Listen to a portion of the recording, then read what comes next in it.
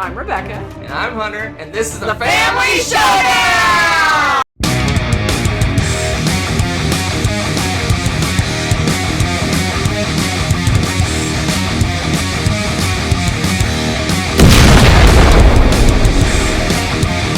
Hello and welcome back to my Top 100 Games of All Time 2023 edition.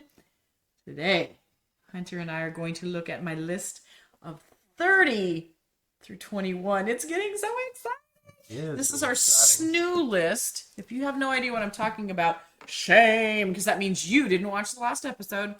You did not watch my 31 through 20? No snooze is good snooze. Wow, that was terrible. So, that, besides being a snoo list, I'm thinking this may be Death by Chonker boxes again. Chonker? Chonkers. These are chonkers. This is, oh my gosh, that box is coming right for me. Yeah, something like that. All right, so you ready? Without further ado? Yeah, that's what I thought. You were just raring to go. Something like that. My number 30 was my number 10. Oh my gosh, I hate it now. No, I think this is shifting. There's been lots of new shiny things, and I think it got punished because we haven't played it, and it's begging to be played again. It's like, please play me. And I said, no, I punished you instead. I don't know. Anyway, that is the one game that's not a chonker. The Search for Planet X. Oh my gosh, I am hooked. You guys know I am in love with these logic puzzle-y kind of games lately, and The Search for Planet X, just, I love the theme for this game. Outer space astronomy stuff has always fascinated me, and I love that you're going and researching and using logic to figure out and hunt down where the mysterious Planet X must be in the night sky. But you're trying to do it before everybody else does that too, and you do things like research and get information. There is an app to interact with that works really well with it and is really fun and engaging. I'm not usually a huge person to bring in apps and stuff into games, but with this kind of puzzle, fantastic. What else? I always try to tell you the playtime. It says hour to 75 minutes. Is right around an hour for us. And we have played it 2 players. I think we played it 3 and 4 players now, haven't we? I'm not certain. I cannot know remember. We played it 3. I don't know if we played it 4. Maybe. I don't know. I think we did. Don't know. Fun. All player levels. Enjoy it immensely. Highly recommend The Search for Planet X. So, a couple things. One, it's my 109, so it's in the 10 that didn't quite make it for me last year. Wow, fail. But for a deduction game, that's pretty high because I'm not a big deduction fan. I like deduction games, but I like deduction, but not necessarily deduction games because that is interesting. Yeah, you are. Because I've had too many experiences where they've kind of fallen apart. Where you go, like in Clue, you go, do you have any Colonel Mustards, or I don't know, however you play Clue, and go fish, and they go, well, no, I don't, and I'm like, oh, excellent, I'll mark off Colonel Mustard, and then at the end of the game, they're like, you asked me if I had Colonel Mustard? Of course I had Colonel Mustard. It's like, do you forget what you had in your hand? Yeah, that's a very poor example. It probably doesn't happen in Clue very often because you literally have the cards in front of you. But yeah, but people forget how to do something. But you're talking temporarily, or you say something wrong. It's like, do you have any 3s? And they're like, no, I don't have any 3s. And like, oh, well, you mean this 3 at the end? I mean, it's yeah, it could screw it up. So that's the reason. But I love this one. It's fun. So much fun. Yeah, it's a good one. I give it a solid yeah.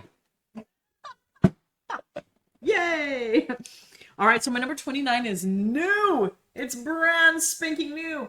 And it even has really fun, shiny player mats to go with it. If you ordered it. If you ordered it. And the Kickstarter. This is all the rage. Distilled! Okay. We had some other brew crafters. We had brew crafters in the past. But it was similar to other games that we'd played. So we're kind of like, oh, fun, something different. Distilled, though. Wow, this is a cool game. The theme is really interesting. I've learned more about alcohol making than I ever thought I would even care to know. It was because the theme kind of teaches you how some of that works. They tweak it, of course, but I mean, just in general, you do learn some stuff. It's pretty neat. So you have all these different options and different countries' spirits and whatnot that you can make. And you're going to mix it up, and you've got to put in your sugars and your alcohol and all this stuff. You're mixing everything up, and you can add special flavorings and different things to it. And you're trying to produce these, and whatever you end up producing becomes victory points and achievements and different things in this game. But going about getting and spending your resources wisely to get the right ingredients, to get a really cool, unique bottle or vessel to put your spirits in, all of this, there's all these different things going on in the game. Plus, at the same time, it's a bit of a race because sometimes some of the generic spirits and stuff, we will have the same. But there's our specialty spirit that is going to be unique to our country that we're playing as, and a couple other things like that. You have some things that are unique, but otherwise you're going to be competing. So you want to get there's only a handful of these big victory point values that you can get for turning in those spirits, and you have to be the first couple people to do it. So it's such a fun race, and just you put everything in, you've got all the ingredients, but at the end you're pulling out a couple of cards. Could it be one of the crucial ones that are like the ingredients to make that specialty? You don't know until that last second. It's really fun. It's engaging. It's a great Euro game and surprisingly interesting. I thought this would be kind of a boring theme, to be honest, but it was pretty cool. I like the different, there's also different characters, there's different people that give you different abilities and little benefits and stuff like that too. There's a lot to it. It's another beefy game. It's pretty heavy. It says 30 minutes per player, and that's almost exactly right. I think we've only played this 2-player, right? Am I crazy? I want to say we've only played it 2-player. Yeah, and it plays fantastic at that, and it probably is right about 30 minutes per player. It's great. Yep, that's a good one. It's new because it's not on my list. Yeah, it's not on your list either. It wasn't one of the ones we played in between the time we made our list, but it's going to be up on yours too, isn't it? Yeah, I'm looking. I took a quick sneak peek, and that's probably gonna land around the same spot as you. Wow, that's great. High 20s, right? Yeah. Where we at? Yep. I don't know where we're at. 29. Yeah. So, you kind of handed around it, but it's interesting. It's got that hand management. You're getting all your ingredients, and you're trying to produce a particular spirit, and you shuffle up all your cards, and then you're gonna pull 2 out. So it's like, do you put extras in to be safe? Do you not put it? Do you do risky? Do you not do risky? You always get to make something, which is good. You never just kind of crap out and get nothing, that's one of the things I hate in a lot of pressure luck games is it's all or nothing, right? You either get what you want or you get nothing. And this one, you always get something. You don't completely crap out. You get to get a lesser value item. But yeah, I like that pressure luck part because a lot of times I'll go, I'll be fine. I don't need to put extra ingredients, and then I end up pulling out the one I need. Right? You're like, yay, everything's vodka. Hey, moonshine, hurrah. Moonshine, that's what it is. Moonshine or vodka, one of the two. Right, it's funny. It's a good one. It is awesome. It'll be high on my list. Look for it in the future bits. In the tweens. What do they call hobbits in their 20s? Wasn't it tweens? Oh, yeah, I think it was like tweens. It was something like that. Tweens or something like that. Something like that. Tweens, like 20 tweens? I don't know. I'm making stuff up. You are definitely making something up. So my number 28 was my 53, and it jumped up because we got to play it more, and I got to play more of the characters. Because I have so many other big boxes over here, I kind of cheated and grabbed the smallest box of all of this that we own, but it's Merchant's Cove. It's also a big box, actually multiple boxes, if you have all the expansions. This is the Secret Stash, which is another set of It's a Kickstarter extra kind of thing. Player. I think you can buy it after the fact. Yeah. I'm pretty sure you can. Fun little extra bits and stuff. But this game, this may not be for everyone, but I love games like this that every player, the ultimate goal is the same. You're going to be selling your potions to customers. Well, something to the customers. Something to the customers. Your product. Your product. Yeah. They're typically like potions, but how you go about dragons, there's there's other all things sorts too. Of crazy stuff. And how you come about producing your goods to be able to sell them though are completely different. You're gonna have one that was like one player will be doing something that's kind of like a roll and write game, And then there's another one of your faves is the worker placement guy. You do a little worker placement game and you're producing things using the worker placement mechanism. One of the ones I had was kind of like a dice rolling kind of thing, but she was a fortune teller, and so she's throwing things around. That's the roll and write one. Was that the roll and write one? Yes. Oh, but there's another. And there's the potion explosion one. Potion explosion There one, and there's is- like 6 or 7 completely different is mechanisms that are dice in the game. placement. Maybe that's what I was thinking of, the dice placement one too. I'm kind of combining them in my brain, but they all do different things, and they're centered around a mechanism or something. But at the end of all your rounds and stuff, as you do that, then everybody's got the products, and the customer's going to come buy this stuff. Oh my goodness. The only thing that's kind of a downside to this is it's going to take longer to teach up front because everybody does something different. Now, if you got experienced gamers, you could start a little bit early, just give everybody their rule sheet and their stuff and say, read this up, this is how you're going to do this, and start from there. You could do that. But for new people that aren't used to that sort of thing, you're going to have to take the time, and everybody might want to know what everybody else is doing too. So that's going to take a little bit more time than a normal board game setup. The payoff, however, is so much fun. Right. I really enjoy every time trying a new character and doing whatever completely different action to get the same kind of, again, fighting over those customers and stuff at the end. This has got great production value. It's ridiculous. It's fun. We went crazy, got all sorts of extra goodies and stuff. But it's like, these are like the little, I think this one had the 3D boats, right? There's something. Yes. Yeah, the little, and they created a little 3D boat with You put customer meeples stuff. in. You put the little meeples in it. Oh my gosh, it's just so much fun. I cannot say enough about this because I really enjoy all the unique things you can do with that. There's very few games that do that, let alone do that and can pull it off and make it a fun, engaging game. This one did it. Yeah, it's okay. Boo. You love this game. Yeah, How much is it It's my number 20. Yeah. I love this game a lot. All the things she said is awesome. I like trying different characters. I have my faves, obviously, but Right. I like trying different ones. Yeah, but it is a little bit to teach. But in like Roots is a super popular game. That's It's the true, same too. way. All the Same way. characters play a little bit differently. Vast, it's the same way. There's Yeah. a lot of games.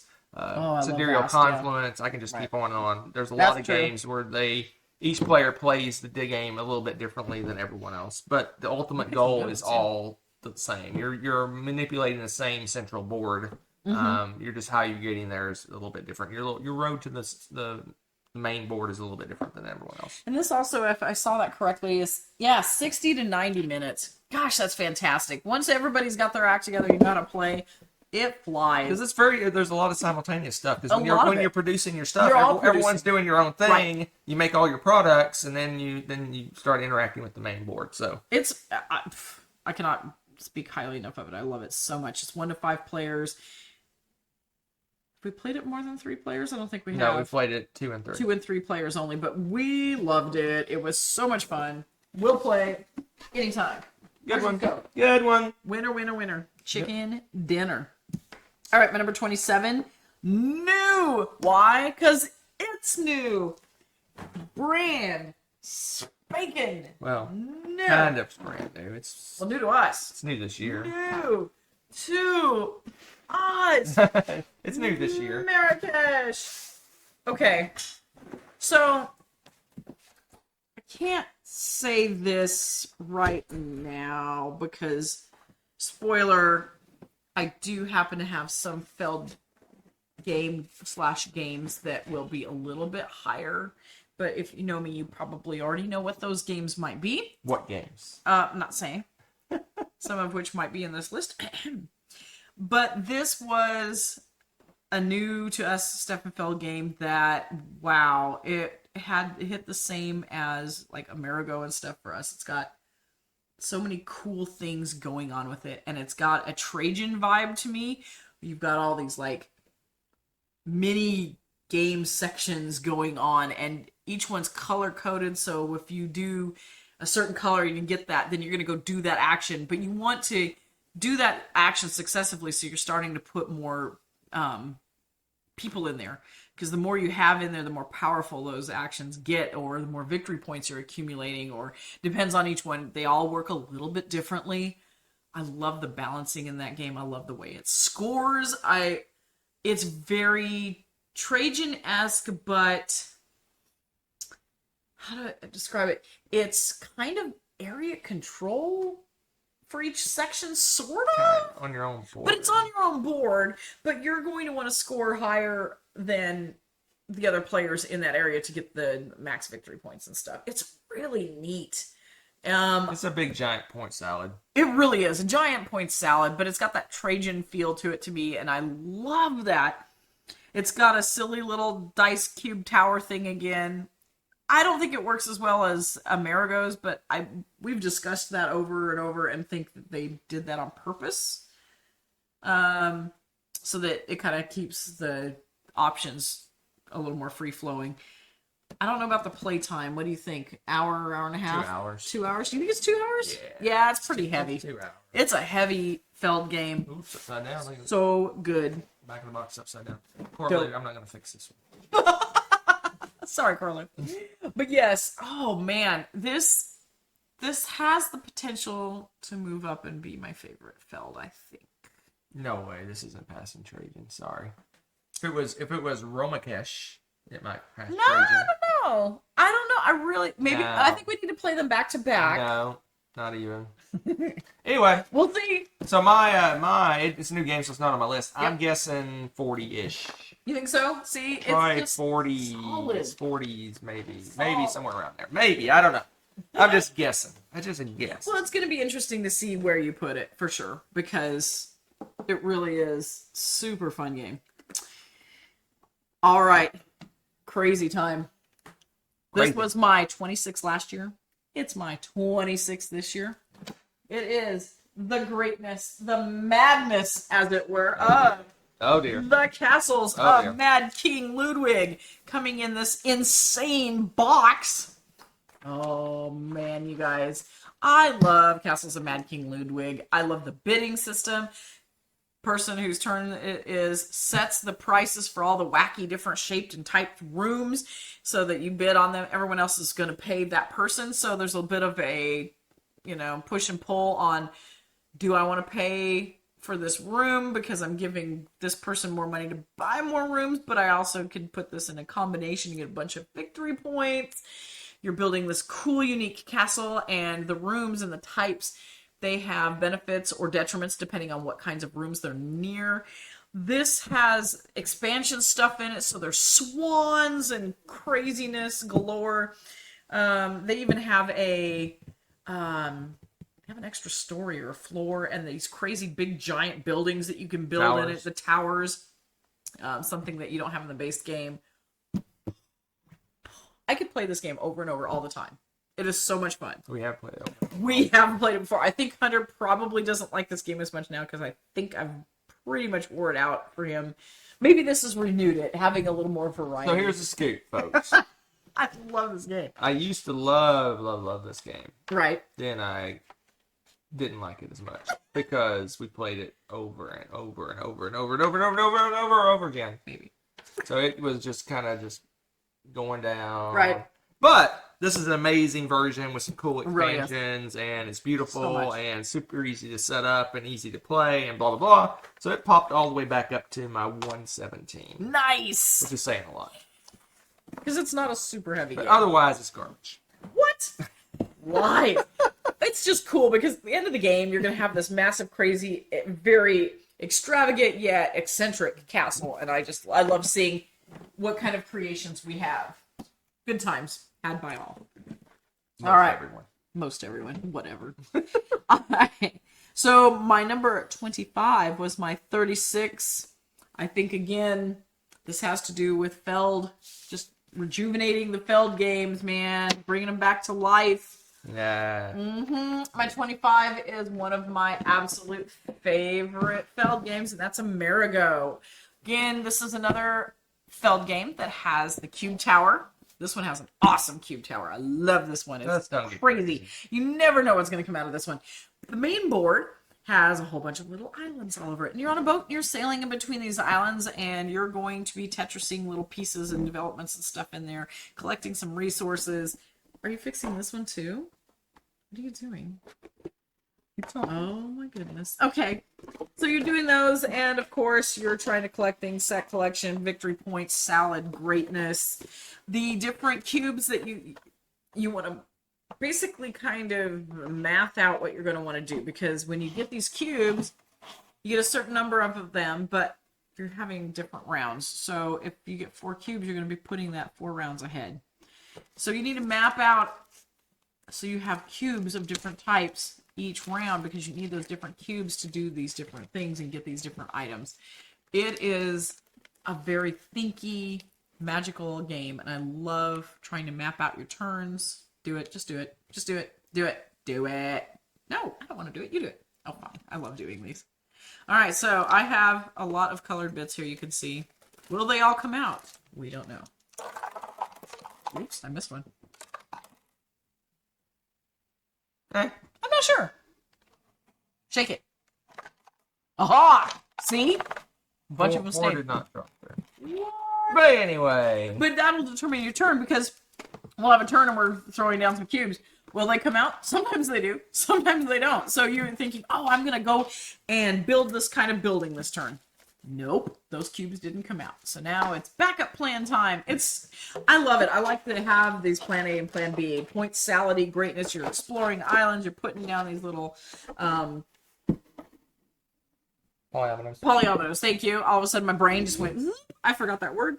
But it is absolutely glorious. That is a marago. So I'm in the same ballpark. It is my 30. My 30. Nice. They're probably hanging strong. For sure. Next time I do my list, because we love this one. Such a I good like game. I like the tower. I like the polyominoes. I like going around on my little boats. I love it. You know me. If there's a boat in the game, I'm excited about it. So. You love the boats. Love the boats. Such a good game. It's so funny because this is a ginormous box, but it is so light. It's mostly It's mostly that cube tower. mostly the cube tower. All right, so my number 24 is new to the list because Missed it. missed it last year. It We had was played it. Sir not appearing. Sir not appearing in this film for you Monty Python fans, but it is here and appearing in the film, and it's in the right place. I'm thinking it's kind of interesting because I just talked about some games that did similar things. Tabanusi, the builders of This one also has, like, wow, that's so funny. Talking about, like, Marago, Marrakesh and stuff, different regions and doing different things. This one does that too, but to get to there, you need to have certain dice numbers to go there. So when you roll them, you're basically going to go and put that dice where it's going to be. It's like a predictor telling you where you're going to be on your next turn. So you know what area on the board you're going to go to and what action you're going to do in the next round. So you have your turn and you know what you're going to be doing next turn. So you can plan on kind of building up some things and doing stuff. Do I need resources for when I have that next turn? So I want to make the most out of the turn that I'm doing right now to get those resources so that when I have the next turn, everything goes smoothly.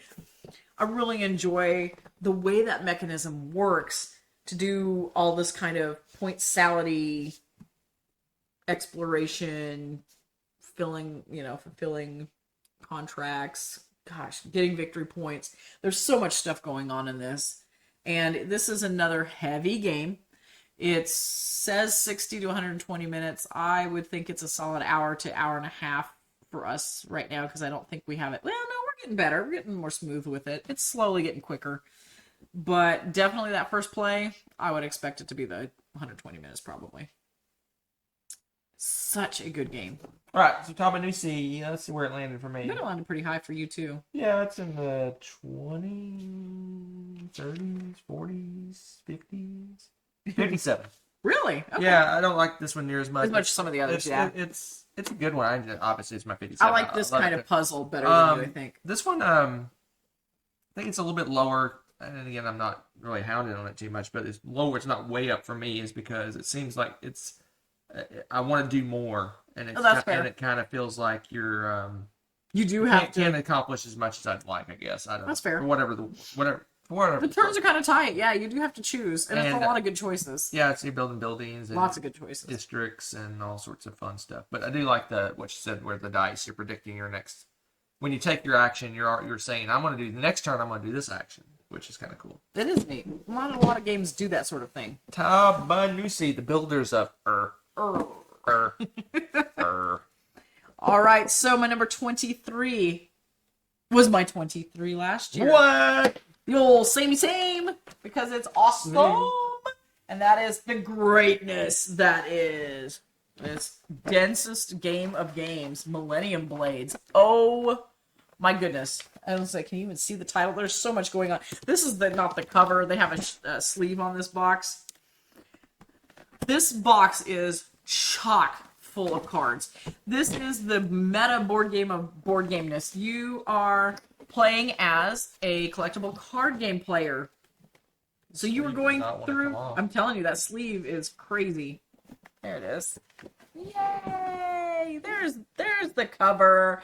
So, you are a collectible card game player, and you're gonna build up your deck. And you're going to trade for cards, and you're going to sell cards and buy cards, and then you're going to compete in some card tournaments. So you actually, at the end of each round, after you've done all your wheeling and dealing and trading and all this stuff, then you're going to play a card game with your deck and see how you do. And then you're going to have another round where you're like, oh, I'm going to tweak my deck and try to make it better and this and that. And obviously, you want to have a winning deck at the end of the game and get the most victory points. It's very meta, of course. It's very fun. If you like CCG games, if you like to play those collectible card games but don't have the funds because they are expensive, you always are having to buy packs, trades, there's so much stuff going on. This has all of it there, so you get to go through and do all of this with the experience and enjoy that experience without having to fork out all the money for it. Love it. Love it, love it, love it, love it. It just hits all the right spots for me, and then I don't feel like I have to go and try to find a collectible card game I want to play. Even better. So here's the scoop for me. I don't love it near as much as she does. No, she loves this game. I do. I like the game quite a bit. It's where is it at? 183. Mm-hmm. And the reason mine's lower for me is for a couple of reasons. One is it seems like the competition thing is an afterthought, which is fine. But I was hoping it would be a little more robust. Game. That's fair. But the main thing that got me is I want to trade with people. So the thing is, you have some options. You can just go to this little store and buy your little packs and hope for the best. And then occasionally they have singles for sale that you can buy, right? Right. But I was really hoping to have this wheeling and dealing. It's like, hey, I got this card, and hey, I'll trade you this card. I need looking for one of these cards, and hey, over there, what do you got going on over there? Right. Well, I want to trade you and blah blah. No, for us at least. It's too frantic to even stop to go, okay, so I have these two cards I'm looking to get rid of. What do you have? Meanwhile, people are stealing stuff in the boosters, and they're taking the singles, and you're like, I don't have time to trade with you. There's too much going on. Because you can see what's there and not have to engage. Correct. Yeah, it's disappointing. That's because I love games like that. That's one of my favorite things in games is the wheeling and dealing and the trading and talking and negotiation and stuff like that. And at least for us, anyway, it was completely absent. I don't think we've ever made a single trade, ever. In all the times we played this, I don't think a single player-to-player trade has ever happened. I think we've done some indirect ones because somebody would trade with that, and then it was like, oh, that's a cool card. It wasn't a direct trade. It wasn't a trade. No, it wasn't. You had to put down something in the store that I wanted, right? Yeah, that was it. I don't think we've ever had a direct one. Just the time it's very set. It's like you have 3 minutes to completely revamp your deck and go. And I mean, the store, you can see everything right there. Right. It's really hard to say, okay, what do I want that he might want? Right. It takes too much time out of that. So if you have this amazing deck and you only want to trade like one card, it's not of use. But even then, people are just unwilling to. You have to drop everything to do and look at your cards and talk with the person and talking. Okay, I got this card. What do you have? And it just the game is like this frantic, trading and wheeling and dealing. And then if you trade with someone, it just like slows the game down, and it becomes a slower process. I don't know how you would fix that or how you would do it, but it just make the game. That's why it's lower for me because it false promise, I guess, for us at Right. least, of this trading with Trading players. So stuff. they talk about all these rules and how you trade with players and stuff like that. And it was like, we don't need those rules. Yeah, oh man. But I still love the game, and I love it. I love it more store- because she loves it so much. So. Yeah, and the store fulfilled it for me because I'm like, at least I'm feeling like I am trading. I'm Right. trading with the store, and the store had great options and Right, stuff. right. So it's not like it's bad. It's just No, that it's just not it's something that I personally wanted that wasn't engaging. there. Right. Something that I wanted Super that good wasn't game. there. Super good game. All right. Woo-hoo. My number 22 is my 45. It's just like the more we play this game, the more I enjoy it. It's ridiculous. Yes, I know no one's surprised because of the theme. It's the giant cube of greatness that is Foundations of Rome. And I think it actually has the concrete foundations of Rome in this as much as it weighs. This is the most ridiculously overproduced game in the history of games. I don't know about that. But it's gotta be close. This is basically a choir. Yes. A And fancier it's- choir. The most ridiculous, like, there's a building in here that's like this long and this wide, this big chunk, and you just, it's so glorious. This, every time you pull this out, people are like, wow, what is this game? One of the reasons I love it so much, though, is because, well, this is a game you can teach anybody to play. It looks like some crazy, complicated craziness. But you know what? No. This is a nice midweight game that is very... Not even midweight. This is fairly light. It's fairly light, that's true. It's pretty accessible to most people. I would not call this a welcoming game, but you could... It's pretty close. It's close. But look at these beautiful... I mean, they're 3D, and they just slide right in. All these beautiful, ridiculous That's the monuments buildings. These are the expansion. monuments, so they're huge. Oh my gosh. And it's so fun because you get your own player mat, like the tray that Hunter showed you. That's your player tray. So these are yours. These are all the yellow player stuff, and those are the buildings that you use. And you have the little, I always call them the little pawn dudes, and they're uniquely shaped for each color. It looks so cool, and you have this magnificently built city by the end of the game. Oh, it's so good. And I like looking at the cool Roman buildings. I think they're fun. Foundations of Rome, ridiculous, but ridiculously awesome. What are you doing? Just Playing with the box? the Foundation Rome, I don't like it as much as you do, What? but I I don't do love it quite a bit. Let's see where it landed for me. Oh my goodness, where is it?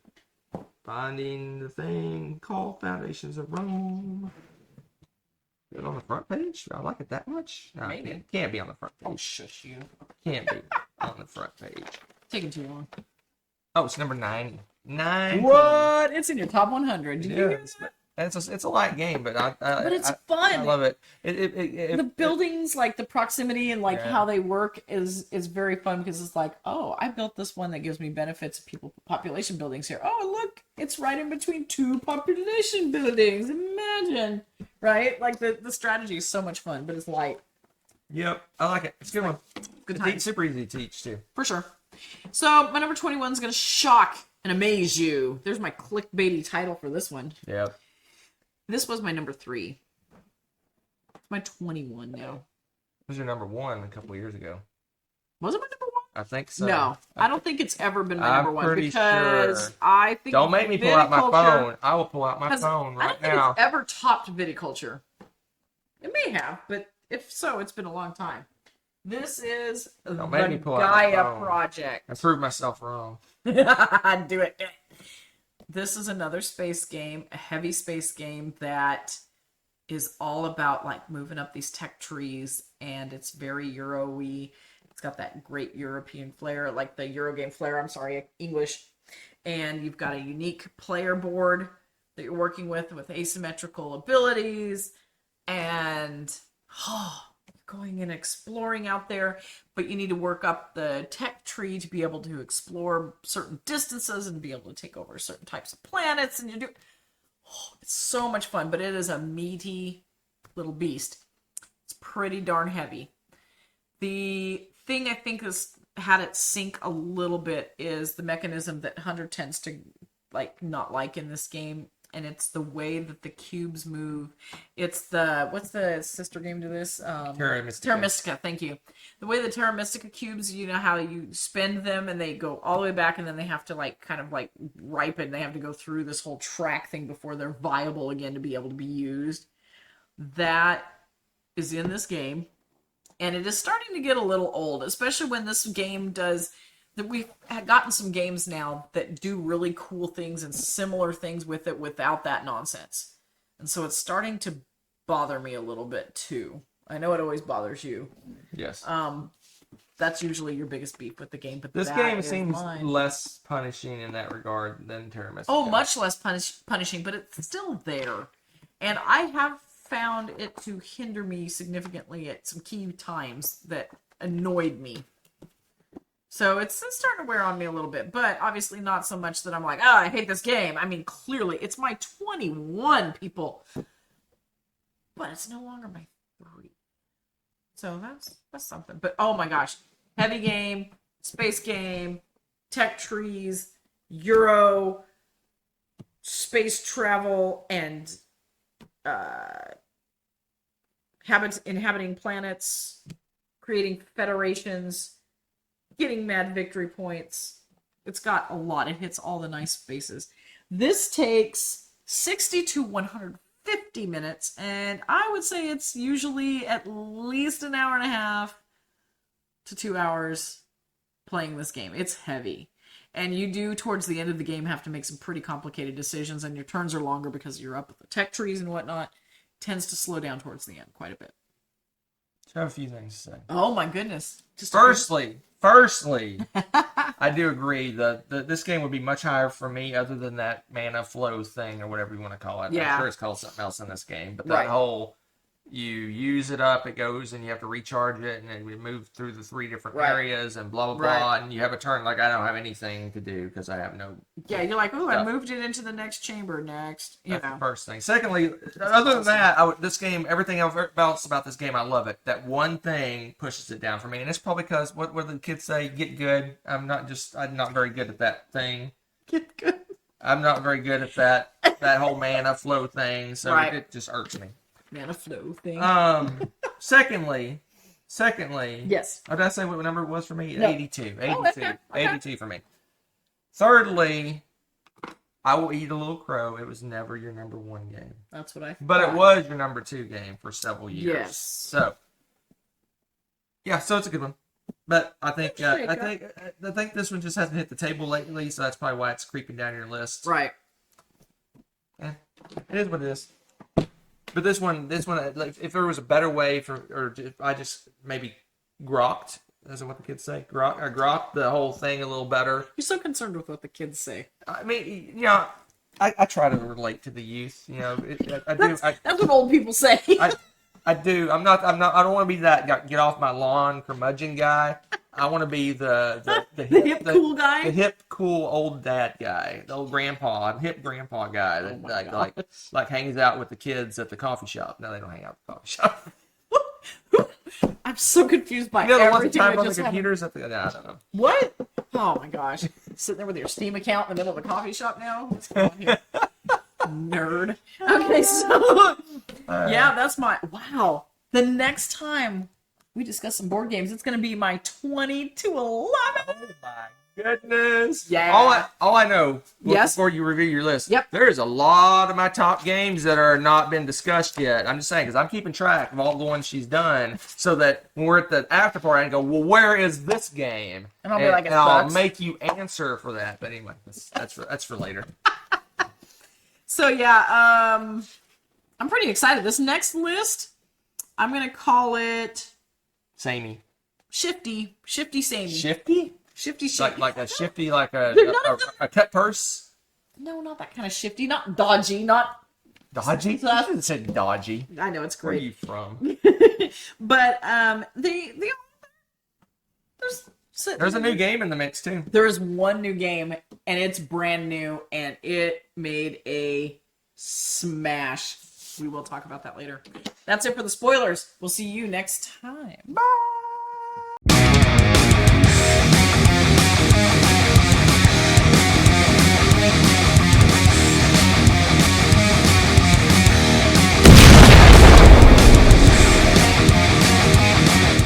Thanks for watching. If you enjoyed this video, give it a like. Click subscribe to join our wonderful viewer community. Want to be notified when we upload a new video or go live? Click on the little bell below.